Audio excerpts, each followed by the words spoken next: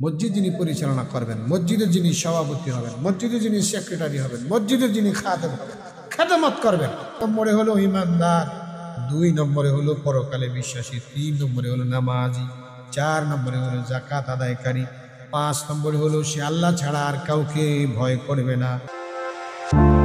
এই উপস্থিতি প্যারে হাজরিন মুসল্লিয়ানে কেরাম, আজকে খুতবার মধ্যে কুরআনুল কারীমের একটা আয়াতে কারীমা আমি তেলাওয়াত করেছি। আল্লাহ পাক রব্বুল আলামিন সেই আয়াতুল কারীমার মধ্যে বলতেছেন, ইন্নামা ইয়া'মুরু মাসাজিদাল্লাহ মান আমানা বিল্লাহি ওয়াল ইয়াউমিল আখির ওয়া আকামাস সালাতা ওয়া আতাস যাকাতা ওয়া লাম ইয়াখশা ইল্লাল্লাহ। দেখেন আল্লাহ পাক রব্বুল আলামিন বলেছেন যে আমার ঘর, দুনিয়াতে আমার দামি ঘর, এই মসজিদ কে পরিচালনা করবে? কারা এই মসজিদকে সতেজ রাখবে? কারা এই মসজিদের পরিচালনার দায়িত্বভার গ্রহণ করবে? সেই সম্পর্কে আল্লাহ পাক রব্বুল আলামিন বলতেছেন, ইন্নামা ইয়া'মুরু, নিশ্চয়ই আমার মসজিদ নির্মাণ করবে, আমার মসজিদ সতেজ রাখবে, আমার মসজিদ পরিচালনা করবে মাসাজিদ আল্লাহ। আল্লাহ শুধু একটা মসজিদের কথা বলে নাই, মসজিদুন এর বহু বচন মাসাজিদ। আল্লাহ বলতেছেন মাসাজিদ বলে সারা পৃথিবীতে মাশরিক থেকে মাগরিব, শিমাল থেকে জানুব পর্যন্ত যত মসজিদ আছে, আল্লাহ বলে সমস্ত মসজিদগুলো পরিচালনা করবে, বানাবে, নির্মাণ করবে কে? মান আমানা বিল্লাহ। 1 নম্বর শর্ত হলো ইমানদার হতে হবে। কি হতে হবে? মান, যেই ব্যক্তি আমানা, ঈমান আনলো, বিল্লাহি, কার প্রতি? আল্লাহর প্রতি। ইমানদার ব্যতীত কোন ইহুদি, খ্রিস্টান, নাসারা, বৌদ্ধ, হিন্দু আল্লাহর ঘর পরিচালনা করতে পারবে। 2 নম্বরে হলো ওয়াল ইয়াউমিল আখির।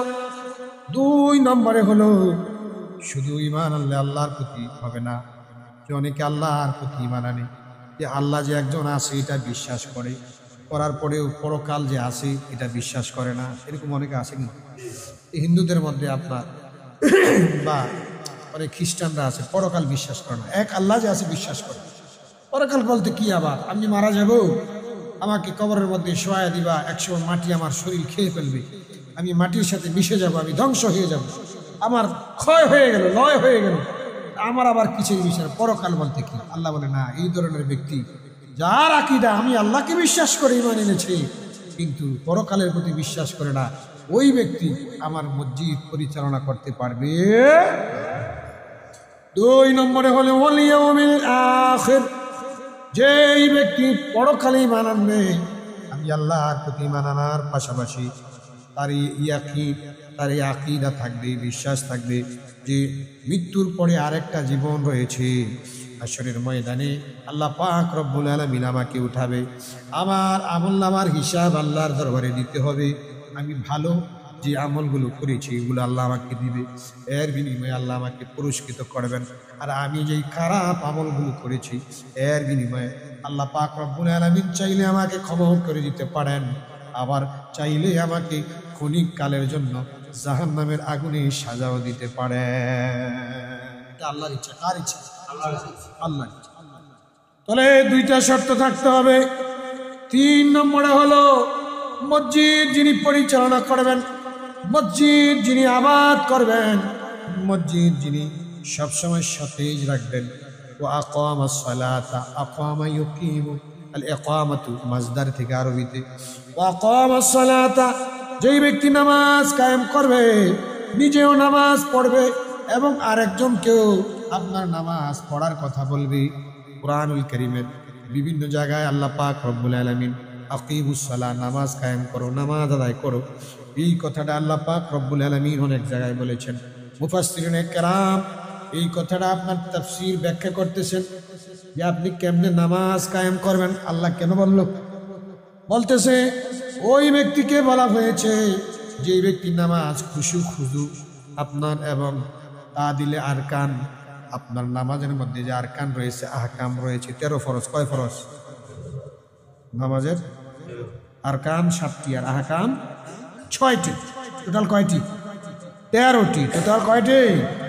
13টি। এই 13টি ফরজ। নামাজের বাহিরে হলো 7 ফরজ, নামাজের ভিতরে হলো 6 ফরজ। আরকান এবং আহকাম বলা। আরকান এবং আহকাম অনুযায়ী যেই ব্যক্তি নামাজ আদায় করতে পারবে, আল্লাহ বলতেছেন আকিমুস সালাহ, আরকান এবং আহকাম অনুযায়ী, খুশু এবং খুদু অনুযায়ী তোমরা আমি আল্লাহর নামাজ আদায় করো। জোরে সরে বলি না সুবহানাল্লাহ। যে ব্যক্তি আরকান আহকাম কি, যে আপনার শরীর পাক, তারপরে কাপড় পাক, নামাজের 17 টাকা নামাজের জায়গা পাক আছে না, তারপরে আপনার কেবলামুখী হওয়া আসেনি, তারপরে আপনার ওয়াক্ত মতো নামাজ পড়া, এগুলো ফরজ না? ফরজ। তারপরে আপনার নিয়ত করা আসে, তারপরে আপনার তাকবীরে তাহরিম ফরজ, হ্যাঁ, তারপরে আপনার কি করা, রুকু করা, সেজদা করা আসেনি। এই যে নামাজের কেরাত পড়া, হ্যাঁ, কেরাত সহি শুদ্ধ মতো পড়া, এই 13টি ফরজ অনুযায়ী যে নামাজ ঠিক মতো আদায় করতে পারবে, আপনার আল্লাহ বলেছেন যে ওই ব্যক্তিকে আমি বলেছি আকিমুস সালাহ, তোমরা নামাজ খুশু খুদু এবং কি অনুযায়ী আরকান আহকাম অনুযায়ী আমার নামাজ আদায় করে। জোরে সরে বলি সুবহানাল্লাহ। আকসার মুফাসসিরিনে কেরামের কথা এটা। আবার কেউ কেউ বলেছেন যে আল্লাহ সম্মিলিত ইবাদত পছন্দ করেন। সম্মিলিত ইবাদত কি করেন? পছন্দ করেন আল্লাহ সম্মিলিত ইবাদত। এই জন্য যে জামাতে নামাজ আদায় করার জন্য আল্লাহ বলেছে আকিমুস সালাহ, তোমরা নামাজ কায়েম করে। একজনকে বলে নাই, আল্লাহ অনেক মানুষকে একসাথে বলেছে। এই জন্য যে বা জামাতে নামাজ আদায় করলে এটা আকিমুস সালাহ হয়ে যায়। জোরে সরে আরেকবার বলি সুবহানাল্লাহ। ইমাম সাহেবের আপনার এই রুকু, খুশু, খুদু, তারপর তেলাওয়াতুল কোরআন এগুলো তো ঠিক থাকে, সহি শুদ্ধ থাকে। তা আপনি যখন বা জামাতে আদায় করবেন, ইমাম সাহেব খুশু খুদু অনুযায়ী নামাজ আদায় করলো, ইমাম সাহেব সহি শুদ্ধ মতো তেলাওয়াত করলো, ইমাম সাহেব সহি শুদ্ধ মতো আপনার এই নামাজের তাসবিহ তাহলিলগুলো ঠিক মতো আদায় করলো, তখন আপনার ওই আপনি যে একটা দায়িত্ব বিহাজাল ইমাম বলে নিয়ত বেসেছেন, ইমাম সাহেবের নামাজ আপনার আরকান এবং আহকাম অনুযায়ী হয়ে গেছে, খুশু এবং খুদু অনুযায়ী হয়ে গেছে। এই জন্য আপনার নামাজ হয়ে গেছে। জোরে সরে বলে সুবহানাল্লাহ। প্রিয় উপস্থিতি, মসজিদ যিনি দায়েম এবং কায়েম রাখবেন, মসজিদ যিনি পরিচালনা করবেন, আল্লাহ পাক রব্বুল আলামিন তার গুণ সম্পর্কে বলে দিচ্ছেন। 1 নম্বরে হলো ইমানদার, 2 নম্বরে হলো পরকালে বিশ্বাসী হতে হবে, 3 নম্বরে হলো আকামাস সালাতা, নামাজ আদায় করতে হবে, ওয়া আতাস যাকাতা, 4 নম্বরে হলো যাকাত আদায় করতে হবে। যাকাত যদি ফরজ হয়, কি হয়? ফরজ হয়। অনেক সমাজের মধ্যে যদি একটু ধনাঢ্য লোক থাকে, উনি যদি আপনার ধার্মিক হয়, ওনার মধ্যে যদি এই গুণগুলো থাকে, ইমানদার হয়, উনি যদি আপনার পরকালে বিশ্বাসী হয়, উনি যদি আপনার নামাজ ঠিকমতো আদায় করি, তা আল্লাহ বলতেছেন যে ওয়াতাজ যাকাতা, এবং তারপরে যদি যাকাত ফরজ হয়, এই ব্যক্তিরা আপনার কি করবে? মসজিদ পরিচালনা করবে। জোরে সরে বলি না সুবহানাল্লাহ। কয়টা? 1, 2, 3, 4টা। আরেকটা হলো কি? ওয়ালাম ইয়াখশা ইল্লাল্লাহ।